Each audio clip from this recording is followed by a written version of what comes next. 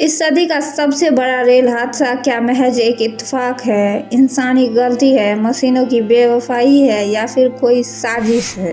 ओडिशा के बालासोर में हुए दर्दनाक रेल हादसे से पूरा देश सन्न है। हादसे में अब तक 288 लोगों की मौत हो चुकी है, जबकि 1100 से ज्यादा लोग जख्मी हुए हैं। हादसे के इतने घंटे बाद 187 शवों की पहचान नहीं की जा सकी है। ऐसे में जब इनकी पहचान नहीं हो पाती है, तब इन्हें सुरक्षित रखना ओडिशा गवर्नमेंट के लिए चुनौती बना हुआ है। रेलवे ने बालासोर ट्रेन दुर्घटना की सीबीआई जांच की मांग की है। रेल मंत्री अश्विनी वैष्णव ने कहा है कि हादसे की असली वजह और इसके लिए जिम्मेदार लोगों की पहचान कर ली गई है। रेल हादसे पर सियासत भी शुरू हो गई है। विपक्षी पार्टियां रेल मंत्री अश्विनी वैष्णव के इस्तीफे की मांग कर रही है। वहीं कांग्रेस अध्यक्ष मल्लिकार्जुन खड़गे ने ऊपर से नीचे तक जवाबदेही तय की जाने की मांग की है। ओडिशा के बालासोर में हादसे वाली जगह पर सोमवार सुबह रेलवे ट्रैक पर ट्रेनों की आवाजाही शुरू हो गई थी। देर रात मालगाड़ी का ट्रायल किया गया था। इस मौके पर खुद रेल मंत्री अश्विनी वैष्णव मौजूद थे। उन्होंने मालगाड़ी को हाथ जोड़कर रवाना किया। उन्होंने अधिकारियों के साथ मौके पर ही समीक्षा बैठक भी की।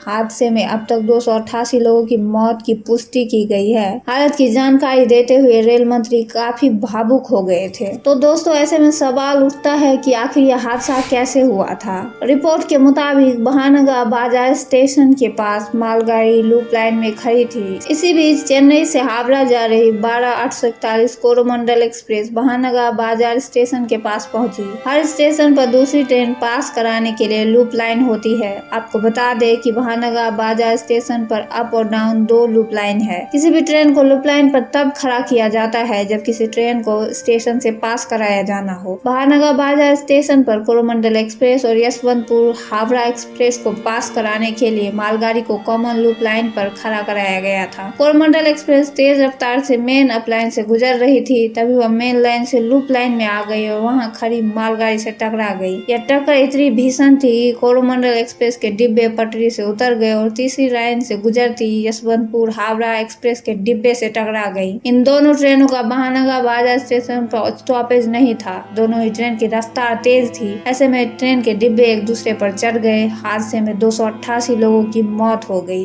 रेलवे ने सीबीआई जांच की मांग की है। अश्विनी वैष्णव ने बताया कि हमने ट्रिपल ट्रेन एक्सीडेंट में सीबीआई जांच की मांग की गई है। हालांकि उन्होंने हादसे के दिन हादसे की वजह इलेक्ट्रिक पॉइंट मशीन और इलेक्ट्रॉनिक इंटरलॉकिंग को बताया था। वैष्णव ने कहा, पॉइंट मशीन की सेटिंग बदल दी गई थी। ऐसा कैसे और क्यों किया गया, यह जांच रिपोर्ट में सामने आएगा। वैष्णव ने इसके साथ ये भी कहा कि इस भयानक घटना के मूल कारण की पहचान कर ली गई है। मैं विवरण में नहीं जाना चाहता, रिपोर्ट आने दीजिए। मैं सिर्फ इतना कहूंगा कि हादसे की असली वजह और इसके लिए जिम्मेदार लोगों की पहचान कर ली गई है। दोस्तों, अब तक 187 शवों की पहचान नहीं हो पाई है। बताया जा रहा है कि अभी तक 187 शवों की पहचान नहीं हो पाई है। इनमें से 110 शव एम्स भुवनेश्वर में रखे गए, बाकी को कैपिटल अस्पताल, अमरी अस्पताल, सम अस्पताल और कुछ अन्य निजी अस्पतालों में रखा जा रहा है। यात्रियों के परिजन NOCCI बिजनेस पार्क में उमड़ रहे हैं। यहाँ मृतकों की फोटो लगाई गई है। अश्विनी वैष्णव केंद्रीय मंत्री धर्मेंद्र प्रधान के साथ ट्रेन दुर्घटना स्थल पर डेरा डाले हुए हैं। उन्होंने बताया कि पूर्वी और दक्षिणी भारत को जोड़ने वाली इस लाइन पर 2 रेलवे पटरियों को बहाल कर दिया गया है। ओवरहेड इलेक्ट्रिफिकेशन का काम भी शुरू हो गया है। अधिकारियों का कहना है कि जब तक इलेक्ट्रिफिकेशन का काम शुरू नहीं होता, तब तक केवल डीजल इंजन ही चलाए जा सकते हैं और इलेक्ट्रिक ट्रेनों के चलने में 3 दिन और लग सकते हैं। रेल मंत्री वैष्णव और धर्मेंद्र प्रधान ने कहा कि बहाली का काम युद्ध स्तर पर किया जा रहा है और यात्रियों को वापस घर भेजने के प्रयास जारी है। 123 ट्रेनें रद्द हो गई।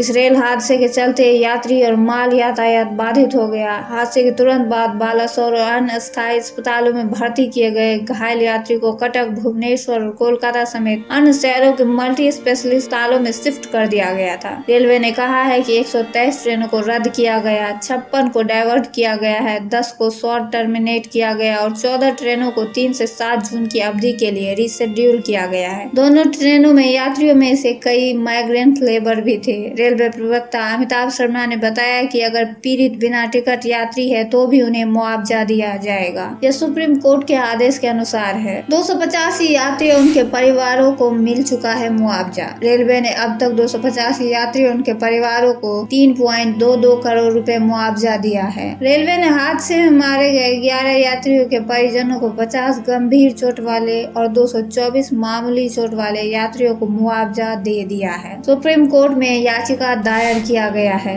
इसी बीच सुप्रीम कोर्ट में एक जनहित याचिका दायर की गई है, जिसमें ट्रेन दुर्घटना के कारणों की जांच के लिए एक एससी के रिटायर्ड जज की अध्यक्षता में एक जांच आयोग गठित करने के लिए केंद्र को निर्देश देने की मांग की गई है। वकील विशाल तिवारी द्वारा दायर याचिका में दावा किया गया है कि कवच जल्द से जल्द लागू नहीं करने से बड़े पैमाने पर जान माल का नुकसान हुआ है और सार्वजनिक संपत्ति को भी नुकसान पहुंचा है। कई विपक्षी नेताओं ने इसी तरह के आरोप लगाए हैं। हालांकि रेल मंत्री ने कहा है कि कवच का दुर्घटना से कोई लेना देना नहीं है। रेल हादसे में साजिश का शक। रेलवे के शीर्ष अधिकारियों ने पॉइंट मशीन और इंटरलॉकिंग सिस्टम कैसे काम करते हैं इसका जिक्र करते हुए कहा कि सिस्टम एरर प्रूफ और फेल सेफ है। हालांकि उन्होंने किसी बाहरी हस्तक्षेप की संभावना से इनकार नहीं किया है। रेलवे ने ड्राइवर की गलती और सिस्टम में खराबी से भी इनकार किया है। साथ ही कहा है कि ट्रेनों की ओवर स्पीडिंग का मामला भी नहीं है। समाचार एजेंसी के मुताबिक एक अधिकारी नाम न छापने की शर्त पर बताया कि यह अंदर या बाहर से छेड़छाड़ या तोड़फोड़ का मामला हो सकता है। हमने किसी भी चीज से इनकार नहीं किया है। तो दोस्तों, इतने बड़े हादसे के पीछे की वजह क्या है, ये तो सीबीआई जांच के बाद ही पता चलेगा।